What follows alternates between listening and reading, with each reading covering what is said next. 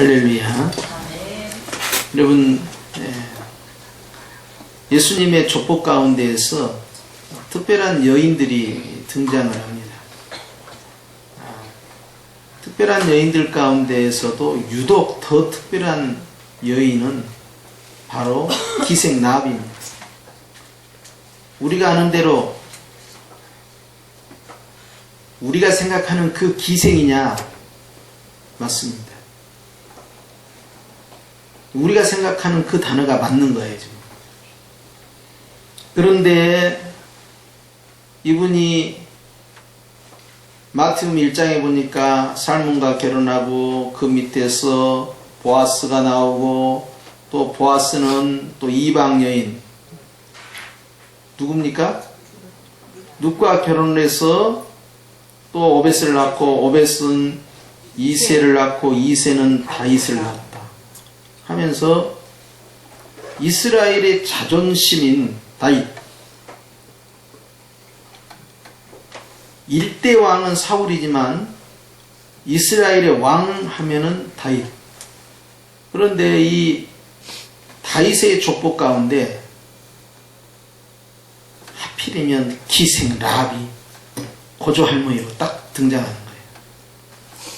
그것도 가나안 출신이고 가나안 7부족은 철저히 멸망을 당해야 할 하나님의 심판권 안에 들어있었고 여호수아에 의해서 진멸할 대상입니다. 그것도 첫 번째 성 여리고성은 첫 열매로서 하나님 앞에 온전히 드려야 되고 거기에서 수확한 은금과 동철 등 징계한 것들은 여호와의 곳간에 다 들어가야 되고 생명은 모조리 전멸시킵니다. 그런데 이 가정이 살아난 거예요. 여리고성이 종려나무가 많이 있다. 대추야자일며 말입니다. 그러니까 여리고성은 종려 도시다 할 만큼 열매로 가득 채워지는 그런 도시로서 풍족해요. 그런데 그 여리고성에서 하나님의 심판이 진행될 때 생존자 한 사람에 의해서 전체 가문이 사는 역사가 시작되는 거죠. 여러분 아는 대로 사건은 이러합니다. 모세는 가나안 땅을 정탐시키기 위해서 각 지파에서 한 사람의 2명씩을 뽑아내서 12명을 보낸 일이 있었습니다. 여호수아는 2사람을 보냅니다. 이 사람이 가서 기생 라합의 집으로 들어가요. 기생 라합의 집으로 들어갔다는 것은 폐쇄된 가정에는 들어갈 수 없고 오픈된 가정으로 들어갔다는 얘기예요. 직업이 뭐라고요? 기생이라고 했잖아요. 그냥 남자가 들어갈 수 있는 것이죠. 그런데 낯선 이들이 성에 들어왔고 그리고 그들이 성벽에 붙어있는 라합의 집으로 갔다라는 것을 여리고 왕에게 보고를 하자 군사들이 쫓아갑니다. 외부 사람이 여기 들어왔지? 분명히 우리를 해롭게 하는 적인데 존말할 때 내놔라. 그럴 때 기생 라합이 놀라운 이야기를 하는 거예요. 맞습니다. 여기 왔었습니다.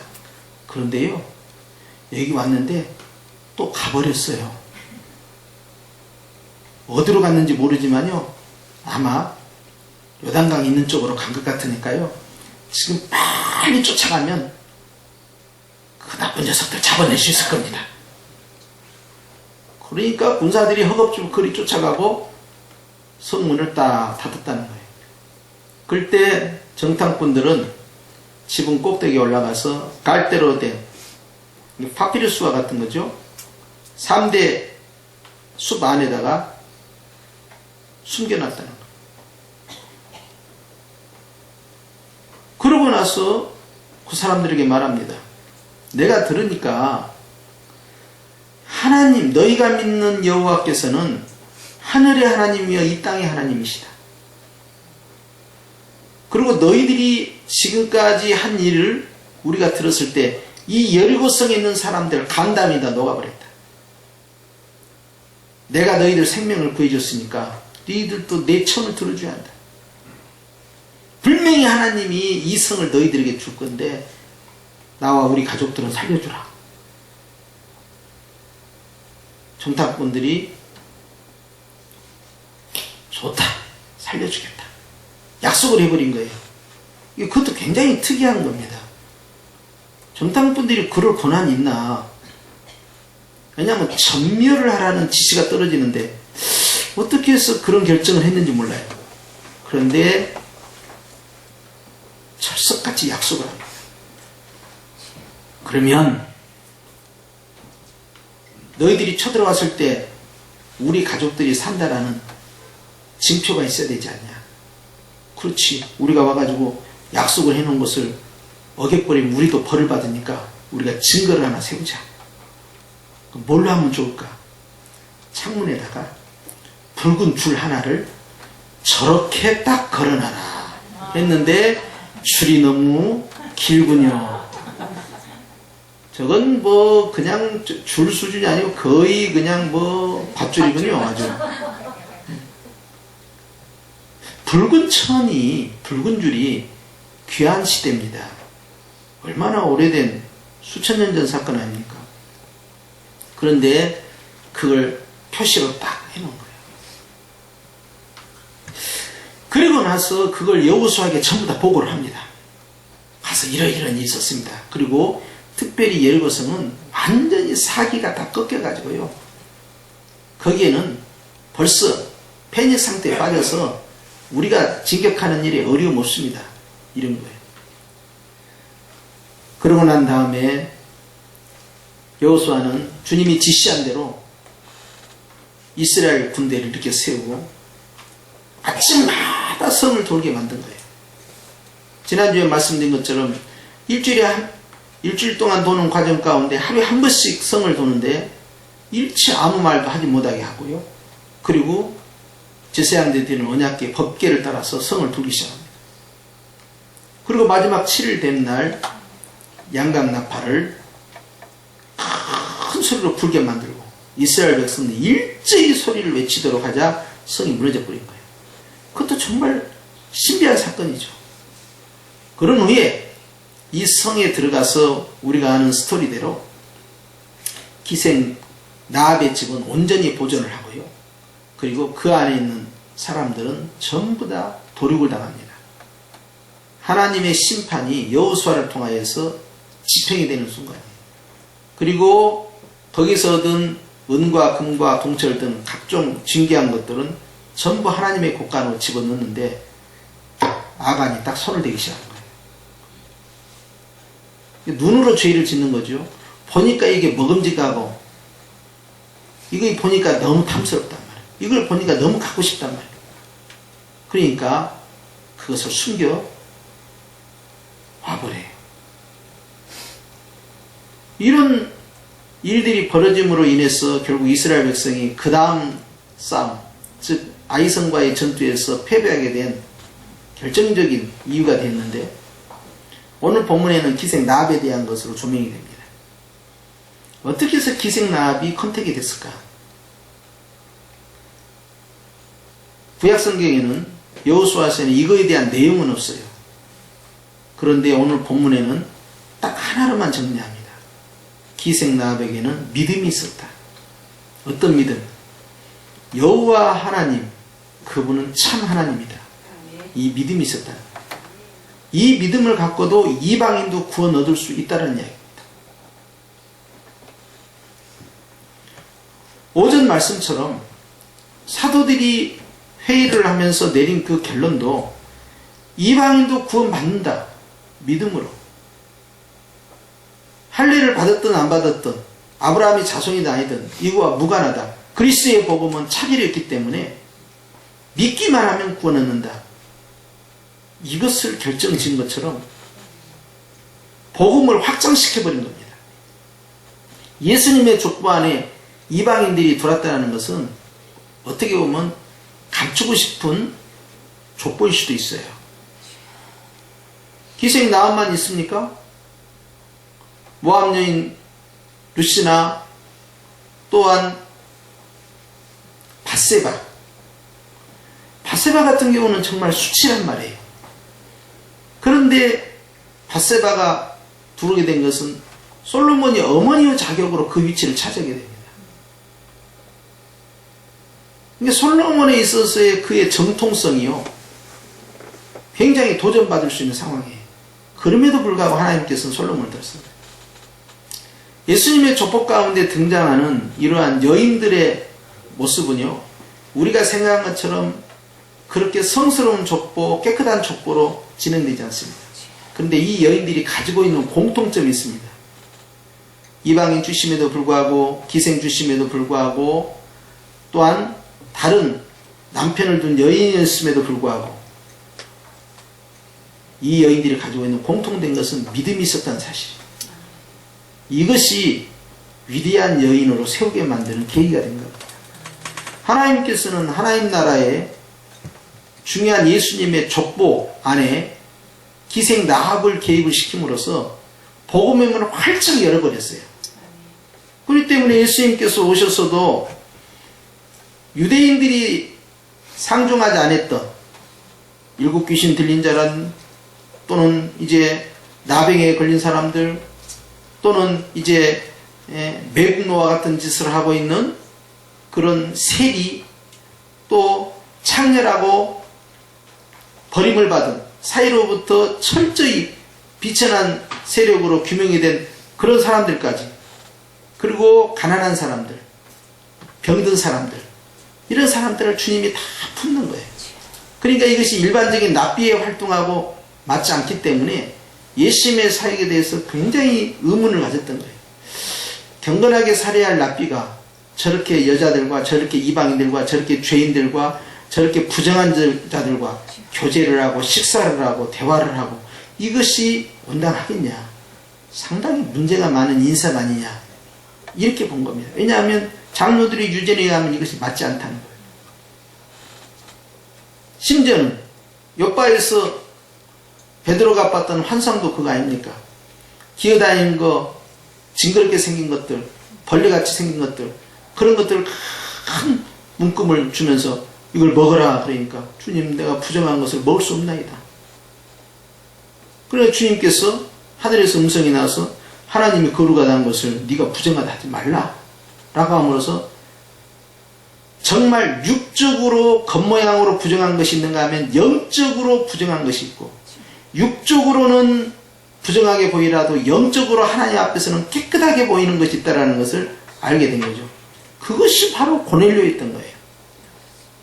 그래서 고넬료에게 사도행전 2장에 나타난 성령의 강림 사건이 그대로 재현돼 버리는, 그것이 결국 베드로에게 큰 충격이었고, 본 교회로 가서 어머니 교회 예루살렘 교회에서 보고하면서 성령께서 우리가 한 것과 똑같은 역사를 거기서 하셨기 때문에 내가 성령의 역사를 어떻게 막을 수 있느냐 라고 함으로써 복음 전파가 이방인에게 전달되는 것이 사실이라는 걸 선언해 줍니다.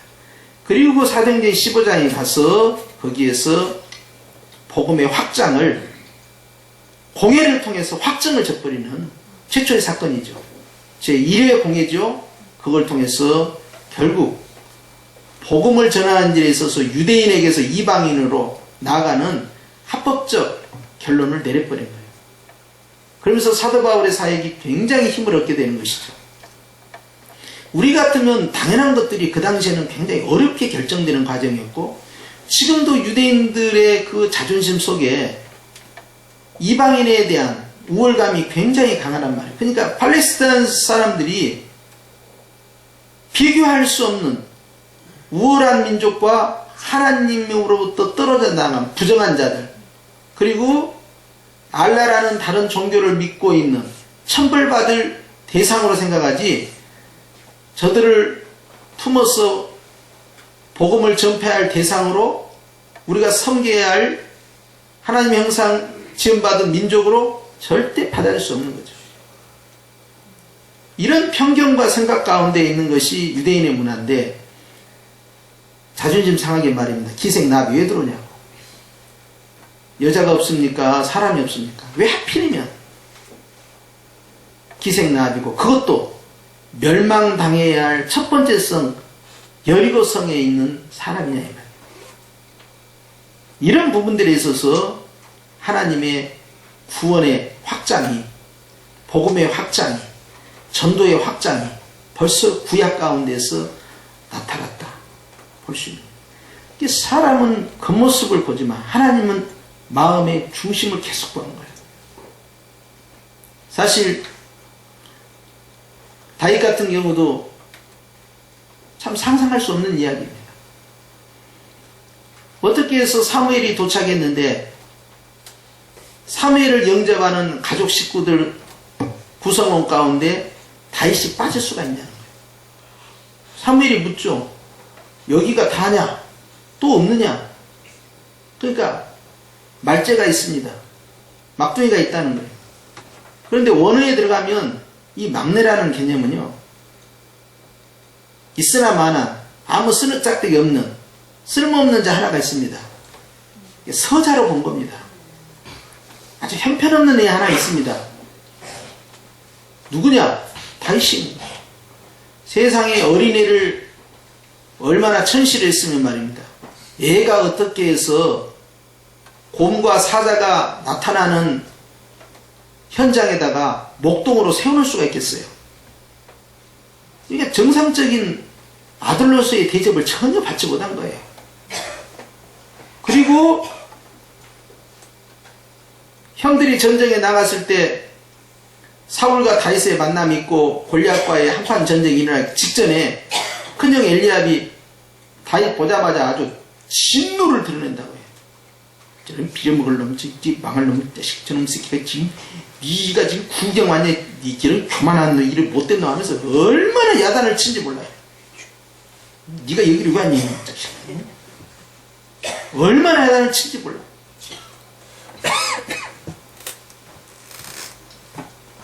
인격적인 대우를 받지 못하는 거예요. 그래서 학자들 가운데 그래요. 다윗이 이새의 아들을 낳았지만 정실 부인의 자식이겠냐? 정실 부인의 자식이 아닌 것 같다 이거. 이거 분명히 엄마가 다르다. 이렇게까지 푸대접을 받을 수 있냐는 거예요. 이게 완전히 무시를 당한 거죠. 그때 주님이 사무엘에게 여호와는 사람의 겉모양을 본 것이 아니라 마음의 중심을 본다. 그 유명한 말씀을 주시니까 주님께서 탁 다윗을 컨택한 거 아닙니까? 그리고는 전무후무한 왕으로 세운 거예요. 언약의 중심에. 그래서 다윗의 언약이 성립이 되는데 사람들 앞에 섰을 때 그래도 내가 우리 집안에 이새의 줄기에서 한 싹이 났으며 이새의 줄기에서 내가 적통 장자고 막 이렇게 이야기해야 될 거 아니에요. 그런데 저 막둥이 솔로몬은 어때요? 솔로몬의 형제들이 얼마나 많이 있습니까? 그런데 제일 막둥이면서도 우리아의 아내 밧세바의 아들이에요. 그것도 부정한 관계를 통해서 시작된 관계성이에요. 그러니 얼마나 수치스럽냐. 우리나라 영조 왕이 무수리의 자식이었다 한 것 때문에 일평생 자기 컴플렉스에 사로잡혀 살았다고 하는데 다윗 입장에서는 얼마나 자존심 상한 일이며 솔로몬 입장에서는 얼마나 부끄러운 자기 가정사 아닙니까? 그런데 하나님께서는 그런 다윗과 그런 솔로몬을 들었은 겁니다. 그 다윗의 할머니가 기생나암이야.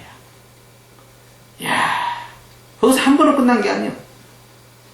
그 다음 때로 내려갈 때는 보아스와 결혼한 사람이 또 이방 여인 루시아. 그러나 하나님께서는 룻을 들어쓰시고 심지어는 룻기를 만들어서 성경으로 보존시켜서 룻의 신앙을 주님이 극찬을 해주십니다. 이방 교회, 정통파 유대인 하나님들과의 분리되어 있는 우리 자신들이, 이방인들 입장에서는요, 우리는 서자와도 같고 우리는 겉가지예요. 우리는 철저히 무시당할 만한 혈통의 한계가 있어요. 그런데 하나님께서는 뒤집어버린 거예요. 바울은 로마서에서 참 감람나무와 돌 감람나무가 있는데, 하나님 은혜로 참 감람나무가 오히려 버림을 받고 돌 감람나무를 접붙이면서 참 감람나무의 뒤를 잇게 했다는 거예요. 하나님의 은혜는요, 먼저 된 자가 나중되고 나중된 자가 먼저 되는 것이 이스라엘 안에서 이루어진 것이 아니라 인류 사이에서 적용이 돼버린 거예요. 아, 이렇게 뒤집어지는구나. 그래서 주님께서 기생 라합에 대한 말씀을 성경에 기록하시면서 그의 믿음을 또 칭찬하십니다. 그러니까 내 신분이 뭐냐, 내가 어느 쪽 가문의 출신이냐, 또 우리 집안이 어떠냐, 스펙이 어떠냐, 중요하지 않다는 거예요. 내가 대한민국에서 출생했다는 것이 자랑스러울 수도 있지만, 그러나 다른 사람 앞에서 그것이 우월감으로 존재할 필요는 없다는 겁니다. 내가 미국 사람이다, 내가 영국 사람이다, 내가 아프리카 사람이다, 내가 동남아 지역 사람이다, 의미가 없다는 이야기예요. 주님 앞에서 다 차별이 없다는 겁니다. 주님이 묻는 건 그거예요. 믿음이 있느냐, 믿음이 없느냐, 그것만 계속 보시는 거예요. 그러면서 기생 라합이 쓰임받는 이 극적인 사건, 그것도 전멸할 죽음의 도시에서 그 개인뿐만 아니라 그의 고륙 친척들까지 함께 집단적으로 가문이 사는 역사는요, 한 명을 통하여서 다수가 구원받는 성교의 관점에서 이걸 해석할 수가 있어요. 그래서 주 예수를 믿으라, 그리하면 너와 내 집이 구원을 얻는다고 똑같은 거예요. 내가 예수를 믿는 것이 우연히 믿은 것 같고, 어쩌다 믿는 것 같고, 힘들어서 믿은 것 같고, 얼떨결에 믿는 것 같아도 결국 나 하나를 통하여서 축복의 줄기가 이어져 나로 말미암아 부모 형제 고륙 친척과 자녀 자손에 있어서 결정적 구원의 바이러스를 공급해주는, 그래서 축복의 통로를 열어버리는 그 주인공이 될 줄 누가 알겠냐 하는 거예요. 그렇기 때문에 자신에 대한 존재감이 결단코 낮아져서는 안 돼요. 자존감이라는 것은요, 내가 만드는 게 아닙니다. 하나님 보시기에 하나님이 좋다 그러면 좋은 거예요. 100만인이 나쁘다 해도 하나님의 평가가 굉장히 중요합니다. 이것은요, 우리가 앞으로 어떻게 살 거냐를 결정짓는 중요한 문제죠. 그러니까 사회적 분위기가 어떻고, 그 공동체 분위기가 어떻고, 시대적 분위기가 어떠냐 하는 것은 중요하지 않아요. 하나님 보시기에 너는 내 것이다, 너는 왕같은 제사장이다, 너는 특별한 나의 소유다, 그러면 더 이상 이야기할 게 없는 거예요. 주님이 사랑한다 하고 주님이 의롭다 하는데 누가 정죄하고 비난하고 깎아내리고 열등의식을 심어줄 수 있겠냐는 거예요. 그런데 그 왼수덩어리가 바로 내 자신이라는 게 문제예요. 내가 나를 끊임없이 자학을 합니다. 나는 바보야, 나는 못났어, 나는 가진 것도 없어, 나는 병들었어, 나는 무능력해, 나는 좋은 대학도 안 나왔어, 우리 집안은 그래, 우리 집은 항상 안 믿는 집안이었어, 우리는 뭐 전에 어디 절에 다녔어, 뭐 무엇을 믿었어, 이런 것이 무슨 의미가 있냐는 거예요, 그리스도 안에서.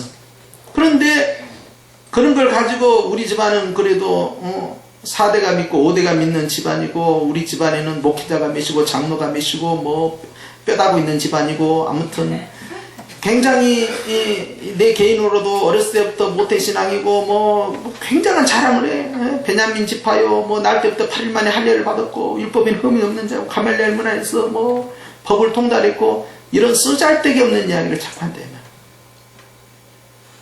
내가 성경을 많이 하면 뭐하고, 제자 훈련을 받으면 뭐하고, 여기 성경 공부에 대해서 신학 공부를 하고, 이거 무슨 의미가 있습니까?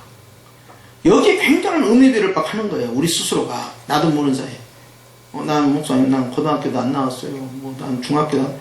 그게 뭐가 그렇게 부끄러운 일입니까? 부끄러운 건요, 예수를 모르는 것이 부끄러운 것이고, 하나님을 안 믿는 것이 부끄러운 거예요. 그런데 교회조차도 그런 가치관이 들어옴으로써요, 엉망이 돼버린 거예요. 믿음 하나로 끝까지 주님 앞에 승부를 내겠다는 생각을 가져야 돼요. 베드로가 무슨 스펙이 있냐고요. 그렇지만 베드로는 하나님 앞에서 위대한 사도로 쓰임받았습니다. 아무도 베드로를 무식한 베드로 이렇게 비아냥거리지 않습니다. 사도 베드로 부르죠. 교회에 있어서도 주님께서 교회의 열쇠를 베드로에게 주었다는 사실이요, 우리에게 깊이 각인되어 있어서요, 대표성을 인정하고 있어요. 그런데 하나님께서는 세상의 기생 나합이라는 사람을 들어서서 그로 말미암아 그의 가문을 전체를 살리고 심지어는 예수님의 족보에 끌어들이기까지 했는데, 하물며 우리일까 보냐 이 말이에요. 우리는 이미 예수님의 족보 안에 들어온 수준이 아니고, 우리는 예수님에게 이렇게 고백합니다. 나의 신랑이시여. 예수님은 아예 우리를 아내로 삼아버린 거예요. 그러면 우리가 후처냐? 예수님 안에서는 다 정식 부인이요. 그런데 문제는 나의 그 열등감이 끊임없이 나를 아프게 끄집어내요. 나는 못난이다. 나는 부족하다. 나는 하나님 앞에서 부끄러워 설 수 없다. 끊임없이 나를 향한 고통을 가해야 합니다. 주님이 기생 나합을 우리에게 보여줌으로써 우리는 주님 앞에서 생각을 바꿔야 돼요. 그의 직업과 그의 신분과 그의 출신 아무것도 아니다. 이거. 내가 어디서 태어난 것이 그게 뭐가 중요합니까? 요즘이나 되니까 먹고 살만 하니까 대한민국 하지. 아니 과거 같으면 대한민국을 누가 알아줬냐고요. 형편없는 조선 아니었습니까? 선교사들이 왔을 때 세상에 이런 미개한 나라가 어디냐 그랬다는 거예요. 그들의 관점에서는 우리는 문화적 우월감을 갖고 있지만 이 세상에 이렇게 미개한 나라가 어디 있냐는 거예요.